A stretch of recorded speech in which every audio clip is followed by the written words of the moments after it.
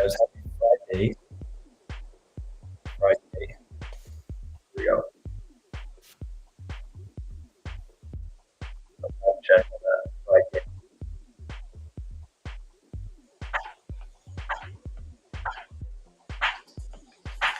All right, let's jump in. Good evening.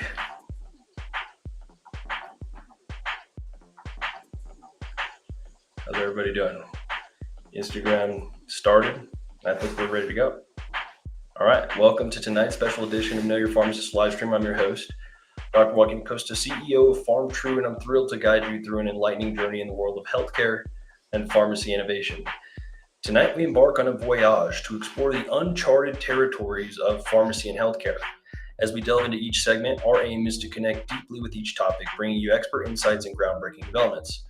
From the controversy surrounding the AMA's stance on pharmacists to the awe-inspiring realm of artificial intelligence with OpenAI's latest Sora, we're set to navigate the future language of medicine together. In our quest for knowledge, we also explore the profound impact of handwriting on brain connectivity, a testament to the intricate blend of art and science in our daily lives.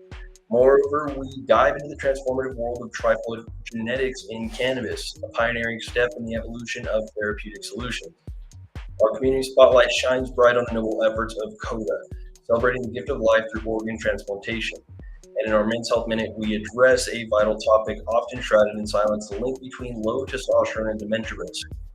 Each segment of our show tonight is a mosaic of knowledge, compassion, and innovation. My promise to you, as always, is to present these topics with the utmost integrity and expertise, fostering a space where learning and curiosity flourish. Our sponsors, PharmTrue, High Horse Cannabis Company, Bottom Speedway Park, and the Baked Chicken Farm, stand with us in the mission of enlightenment and empowerment. So sit back, engage with us, and let's unravel the mysteries of healthcare together. Your presence and participation make this journey all the more meaningful. Let's shape a healthier, more informed world together. This is Know Your Pharmacist, where knowledge meets compassion, innovation, and the future of healthcare. All right, let's begin.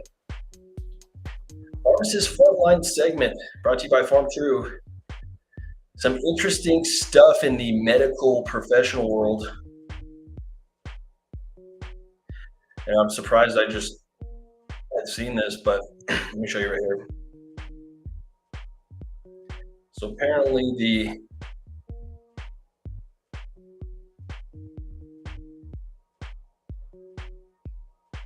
AMA, American Medical Association, has some comments on what the difference is between pharmacists and physicians. Pretty interesting conversation happened earlier this month trying to put pharmacists on blast as well as other healthcare providers, but a term called scope creep, right? So I'm talking about this from the AMA side. What's the difference between pharmacists and physicians? Pretty crazy. Patients deserve care led by physicians, the most highly trained healthcare professionals. The AMA fights for physician-led care nationwide at state and federal levels. And one of the most obvious things that distinguishes pharmacists from physicians is the length, focus, and depth of their training. Pharmacists get 4 years of postgrad, which includes 1,740 hours of clinical training. They have no residency requirement. By contrast, physicians get 4 years of postgrad education plus 3 to 7 years of residency. Included in this, some 12,000 to 16,000 hours of clinical training, which is at minimum more than 6 times as much as a pharmacist gets. In addition, for physician education includes performing differential diagnosis, treating patients for a broad range of illnesses and diseases, and caring for patients during each phase of the life cycle. Pharmacist training does not include making a diagnosis, being exposed to patients with any specific medical conditions, or conducting a physical examination. Pharmacist education is focused on learning about medications and includes the much scientific laboratory study, but not training in providing medical care to patients. Crazy, right? The patient care activities in pharmacy school, according to the AMA, include interacting with patients, ensuring continuity of care, educating patients on the use of medications. They don't include making diagnosis or developing a differential diagnosis, performing a physical or mental examination, or managing chronic disease. No room for expanded scope. It just goes on this onslaught against the career of pharmacy, pretty much against healthcare access, and it's a strange sentiment here. So Taking this over to the American Pharmacist Association, guys, I mean, this is kind of the impact of the reaction on this, and this is actually just a statement that came out today. So the AMA statement on pharmacists from the American Pharmacist Association, battle of the bosses, right, is arrogant, self-centered, and out of touch. Everybody knows that bullies don't care what's in the best interest of anybody around them. They are simply focused on their own insecurities and self-interest. While we'd like to think that the author of a recent diatribe comparing pharmacist and physician training is simply uninformed or misguided, the continued harsh and unprofessional language published by the American Medical Association confirms for us that the AMA has become a bully, unprofessional, completely disconnected from reality, and intent on getting their way no matter what is in the best interest of the patients. May explain why it is very difficult to find a practicing physician who agrees with the current AMA position on non-physician healthcare team members, much less one who is even a member of the AMA. In fact, we have discovered that most physicians' reactions to the AMA statements on what they call scope creep has been largely one of embarrassment, with many physicians on social media platforms openly criticizing the AMA for being out of touch. How crazy, right? These are professionals, and this isn't to bag physicians. This is the AMA specifically. This is an agenda by some, perhaps small group of doctors in the country, perhaps probably a little outdated, right? So we've both seen pharmacy and medical education in action. We can attest that pharmacy and pharmacy educators took very seriously all the clarion calls of the National Academies of Medicine to meet the challenges of the future healthcare system and society. Virtually every assertion made by the AMA in this piece about the background and training of pharmacists, both as a part of their doctoral level training and of their continuing professional development, is blatantly false and misleading. Pharmacists are trained in system-oriented management of patients throughout their lives, from infants to seniors. Pharmacists receive training in comprehensive physical assessment and must engage patients in systems-oriented physical assessment to determine the effectiveness of prescribed medications and adjust those therapies to its desired therapeutic effect. Almost 1/3 of the pharmacists currently practicing have completed at least 1 year post-grad residency, and many have completed a second, and fellowship training. The Board of Pharmacy Specialties currently reports that 60,000 pharmacists across the United States, around 340,000 in practice, have achieved board certification in 1 or 14 more specialties through a rigorous process that ensures clinical competency and direct patient care. These board-certified pharmacists in oncology, psychiatric care, nutrition, cardiology, infectious disease, critical care, emergency medicine, ambulatory care, pharmacotherapy, and many more work alongside physicians in acute care hospitals, outpatient clinics, and yes, even in community pharmacies. It is in the community setting where the pharmacists play perhaps their most critical role. American Medical News estimates that in 2023, the average time to see a family physician in Boston was 50 days. To see a cardiologist in Portland, Oregon was 49 days. And for patients seeking care from an OB/GYN in Philadelphia, 59 days. The shortage of primary care and family medicine physicians in rural areas of our country currently puts huge portions of our population at risk for not being able to access essential care. The situation is not improving. The American Association of Medical Colleges estimates that the mounting physician shortages could hit as high as 125,000 in the next few years, deepening the current crisis in access to care for our patients, right? Healthcare access, that's what we care about, not washing one another as professionals. AMA. Physicians and the patients they care for need the help of pharmacists. The good news, pharmacists demonstrated to the world during the COVID-19 pandemic that they are well trained and capable of conducting point-of-care testing with hundreds of thousands of COVID-19 tests administered to pharmacies and direct patient care, administering 7 out of 10 COVID-19 vaccines in the United States. Influenza is easily diagnosed with point-of-care tests, requires to be initiated within 72 hours. Good luck getting into a physician's office in time to make impact on those outcomes. Yet pharmacists can and do step in treatment quickly to reduce morbidity and mortality. Patients want this level of access and are demanding it from our healthcare system. Those of you further along in your careers may remember a similar situation in the 80s when the chiropractors beat AMA in the Supreme Court over a very similar issue. Excuse me. Teaching the AMA a humbling lesson in the value of interprofessional care. We're calling on the AMA to apologize for its unprofessional article and retract it entirely. Other organized medical associations, many of whom the American Pharmacist Association and the American Association of Colleges of Pharmacy, AACP, work closely with, must condemn the AMA for its bullying tactics and urge them to focus on addressing healthcare disparities, improving access through interprofessional practice, as called by the Interprofessional Education Collaborative, to both which the AACP and the AAMC belong. Individual practicing physicians who acknowledge that they cannot safely or effectively care for their patients without the help of pharmacists must also condemn the AMA statements. The time the AMA puts the needs of their patients above the notions that pharmacists and other healthcare team members are competing with them. Unfortunately, the AMA continues to subscribe to an outdated notion that the physician must be in control of everything, in control of the health system, in control of the other healthcare providers, and in control of the patients. The rest of us has moved on to patient-centered care. AMA is in time for you to move on to. Crazy article there, right? And scope creep being something that they pop off about and really try to make an example of. Oh my gosh, that's pretty insane there. I mean, where you guys look, the American Medical Association, great, great opinion, right? Well, I know we've talked about it here on the Pharmacy Frontline segment a couple of times, the Pharmacist First initiative in the UK, where basically Pharmacy First is the scheme that launched actually literally this year, where pharmacists are allowed to treat 7 health conditions in the UK without the need to go to a general practitioner. That's sinusitis, sore throat, earache, and infected insect bite, impetigo, bacterial skin infection, and uncomplicated UTI in women. How can you access the treatment from the pharmacy? They can do the whole thing, and they've been rolling it out, already rolled out across the pond. This is an interesting thing.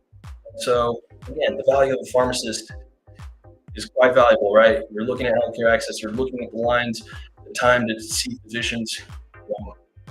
Tell us how long it takes to go see them, and tell us what their schedules might be burdened up with sometimes that could be freed up by other healthcare providers helping. Nurse practitioners, obviously, of course, staple in our communities, especially in our rural communities where we're talking about big time healthcare disparities.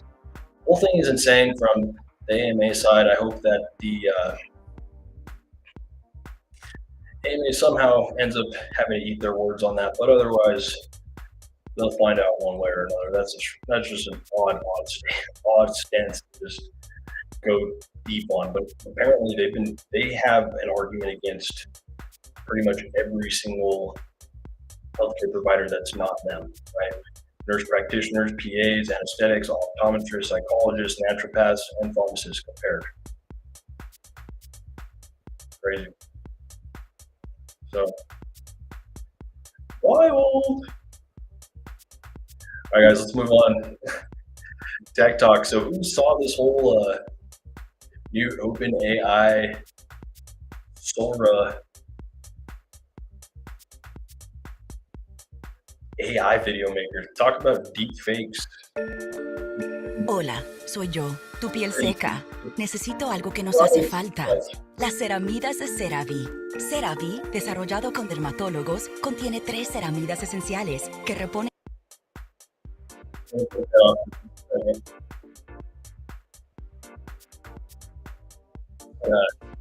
All right, so I'll give you reacting to some of the things that we have from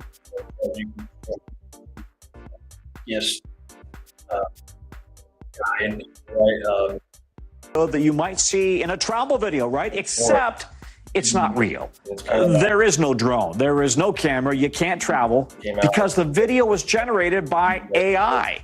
It's from a new tool just announced a few hours ago by OpenAI called Sora. All it takes is typing in a short text, a prompt, and in minutes it spits out a 60-second video clip of pretty much anything you can imagine.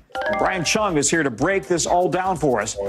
This is cool, Brian. I mean, yeah, it could mean millions of people, though, could be out of work, right? Because Who did all this video, and what kind of an impact might it have on the jobs market? Yeah, I mean, it's really mind-blowing. Some other video that we saw was of a woolly mammoth in a tundra. We also saw a little monster lighting up a candle, and none of it was done by any animators. All you have to do is enter in a text prompt, you hit generate, and it creates what you see in front of you. Again, nothing was shot in this case. It's all AI generated. And obviously, this is of concern in Hollywood, where you have animators, illustrators, visual effects workers who are wondering, how is this going to affect my job? And we have estimates from trade organizations and unions that have tried to project the impact of AI. 21% of U.S. film, TV, and animation jobs predicted to be partially or wholly replaced by generative AI by just 2026, Tom. So this is already happening. And I have to also point out, this tech is from the makers of ChatGPT, so very much a big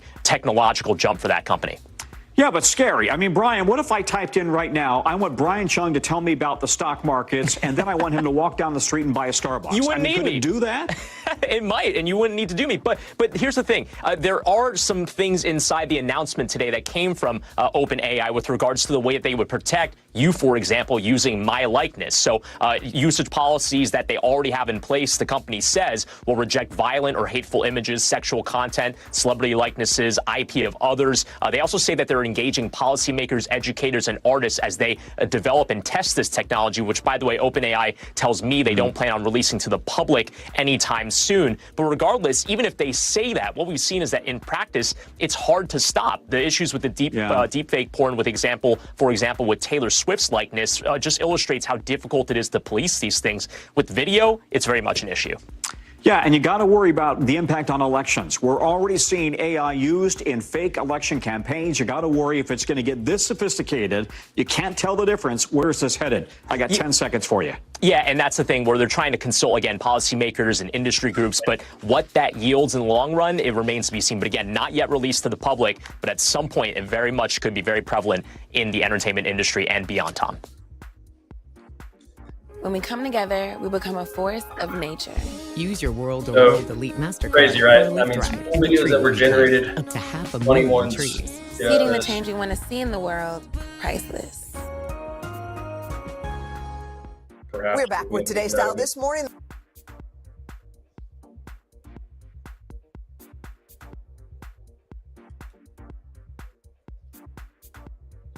Minor technical difficulties. But I wanted to share the cool ones.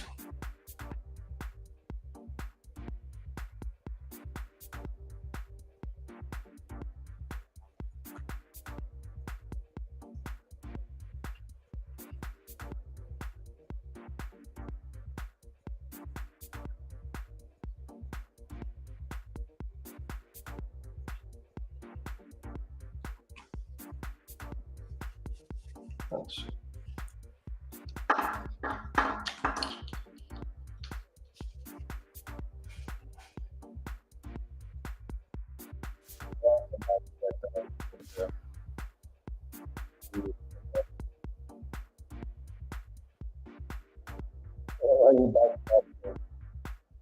You know, the cool one here was the dogs having a podcast on the mountain. Take a look. I mean, that looks pretty real.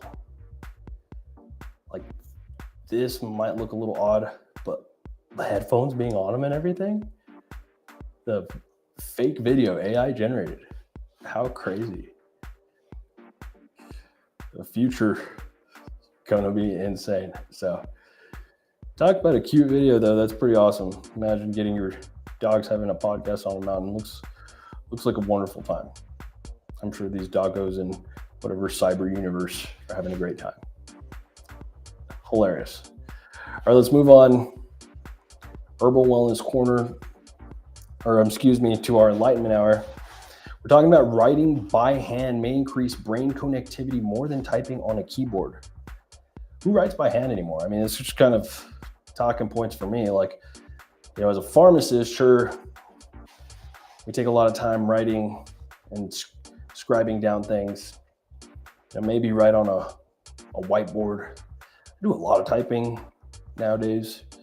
Back in my days, it used to be more handwriting, but you know, I'm definitely trying to, I really can tell you, I try to avoid handwriting at most costs. But interestingly enough, so check this out, in an ever more digital world, pen and paper are increasingly getting replaced with screens and keyboard in the classroom. Now, a new study has investigated neural networks in the brain during hand and typewriting. The researchers showed that connectivity between the brain regions is more elaborate when letters are formed by hand. This improved brain connectivity, which is crucial to memory building and information coding, may indicate that writing by hand supports learning. As digital devices progressively replace pen and paper, taking notes by hand is becoming increasingly uncommon in schools and universities. Using a keyboard is recommended because it's often faster than writing by hand. However, the latter has been found to improve spelling accuracy and memory recall. To find out if the process of forming letters by hand resulted in both greater brain connectivity, researchers in Norway now investigated the underlying neural networks involved in both modes of writing. We show that when writing by hand, brain connectivity patterns are far more elaborate than when typing on a keyboard. Professor Audrey Vandermeer, a brain researcher at Norwegian University of Science and Technology and co-author of the study published in Frontiers in Psychology. Such widespread brain connectivity is known to be crucial for memory formation and encoding new formation, and therefore is beneficial for learning. The pen is mightier than the keyboard. The researchers collected EEG data from 36 university students who were repeatedly prompted to either write or type a word that appeared on screen. When writing, they used a digital pen to write in cursive directly on a touchscreen. When typing, they used a single finger to press keys on a keyboard. High-density EEGs, which measure electrical activity in the brain using 256 small sensors sewn in a net placed over the head, so you can kind of see there, figuratively, were recorded for 5 seconds for every prompt. Connectivity of brain regions increased when participants wrote by hand, but not when they typed. Our findings suggest that visual and movement information obtained through precisely controlled hand movements when using a pen contribute extensively to the brain's connectivity patterns to promote learning. Pretty cool, right?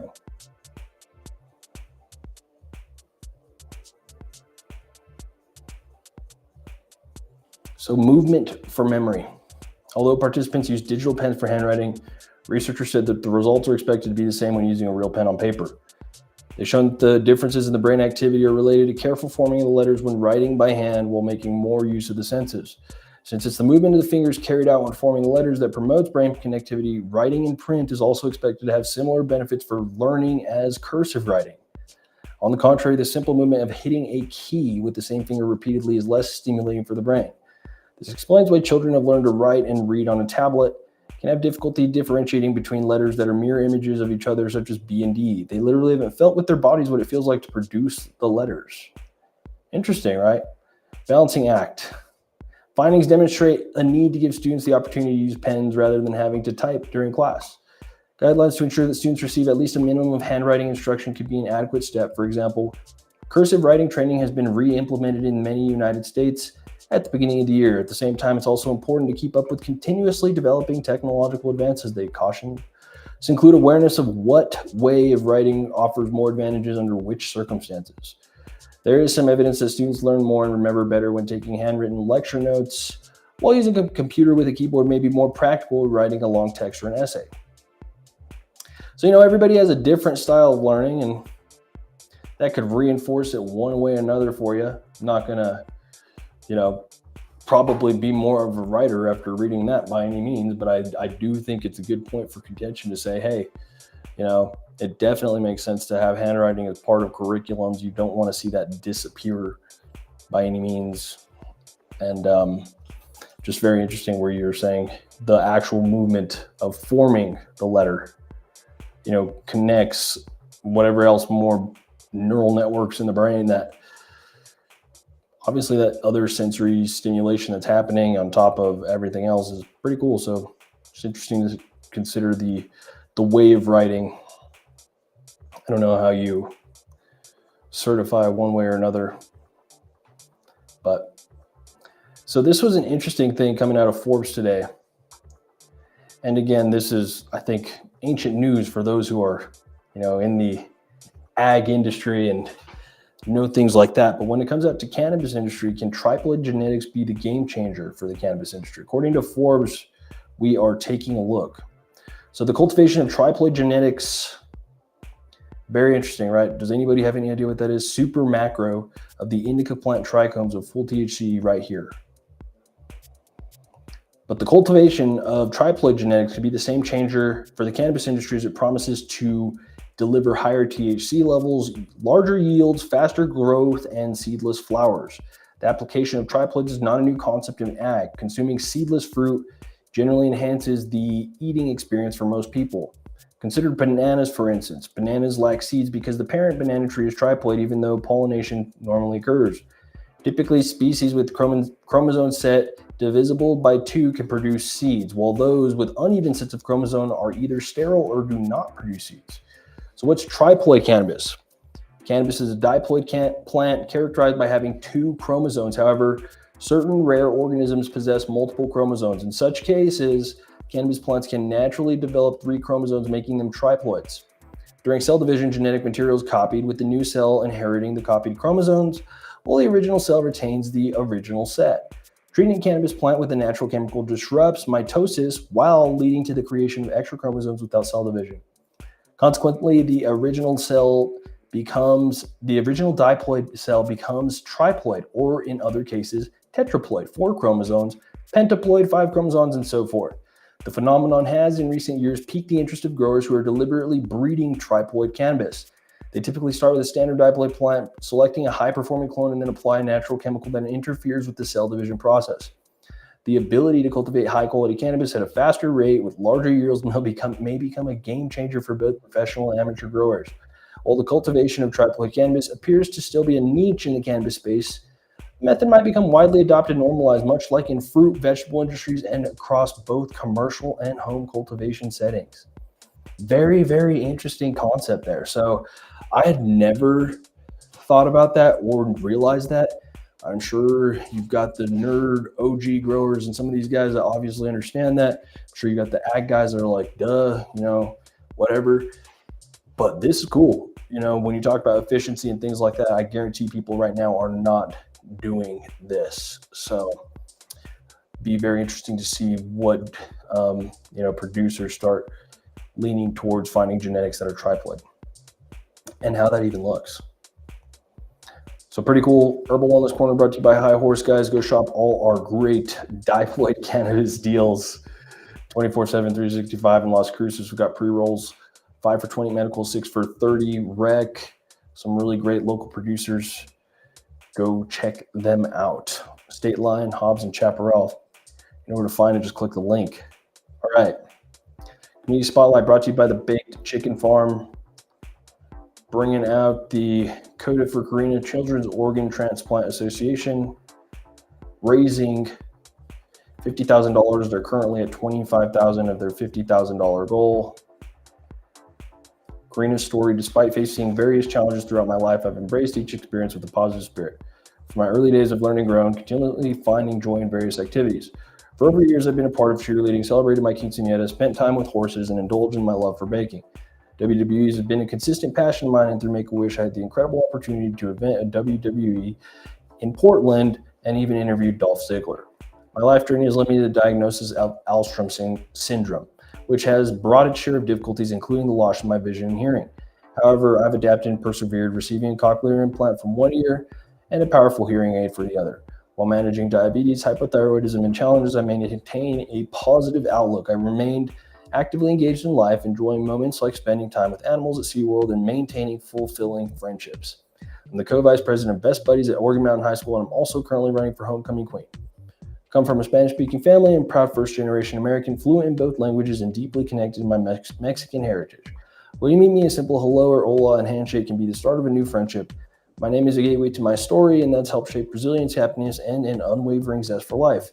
Though I now take 10 daily medications, down from 15, the journey ahead includes the need for a liver and kidney transplants. My family has partnered with Coda.org to raise funds for their expenses. So I will link everybody here.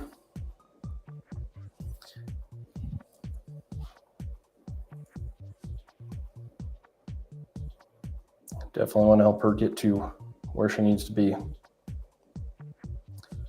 And lastly, guys, we're coming down to our Men's Health Minute brought to you by Vado Speedway Park.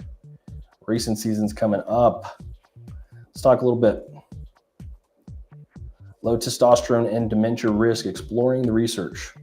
So testosterone, dementia, let's take a look. Okay.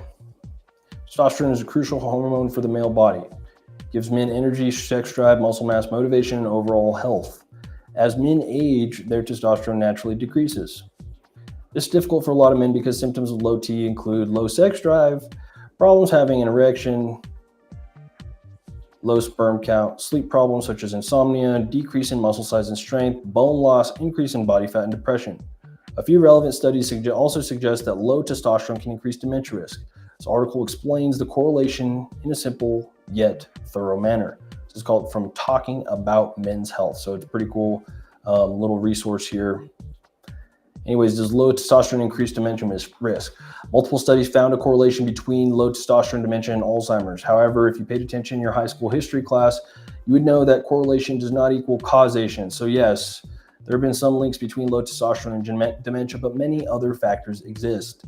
Scientists haven't concluded that low testosterone increases dementia risk because it's hard to prove a direct cause and effect relationship. Men get low testosterone by not exercising enough, eating unhealthy foods, and living an unhealthy lifestyle. Living an unhealthy lifestyle also makes you far more at risk for dementia. For example, lacking exercise increases your chance of getting dementia. It's likely that people with low testosterone are at more risk of getting dementia because people with low testosterone are unhealthy people. And unhealthy people get more dementia not because low testosterone directly causes dementia. However, scientists still don't know the answer. There have been many studies on the topic, all with different conclusions, so we don't really know the answer for sure. Studies are inconclusive because multiple factors influence both conditions. Dementia and testosterone are influenced by genetics, lifestyle, overall health, and hormonal changes. A few studies have shown how testosterone affects the brain's function. Once again, the results were a mixed bag. However, some studies found that low testosterone increases the risk of cognitive decline. Whether there is a direct or indirect relationship between testosterone and dementia, increasing testosterone is worthwhile. Low testosterone symptoms are difficult to deal with regardless of dementia. Now, understanding dementia and symptoms, dementia is a neurological condition characterized by declining cognitive abilities. Here are some symptoms of dementia: memory loss, difficulty with language and communication, impaired judgment, changes in mood behavior. If you are a loved one that experiences these symptoms, it's crucial to consult a healthcare provider for proper diagnosis. And other factors that influence dementia is smoking, lack of exercise, lower levels of education. Alzheimer's disease is the most common cause of dementia and severe head injury. To avoid dementia and also get high testosterone, live a healthy lifestyle, including exercising regularly, eating healthy, staying mentally and socially active. Other negatives of having low T: decreased libido, reduced energy levels, increased body fat, decreased muscle mass, and mood changes. Definitely worth consulting, right, healthcare providers on that.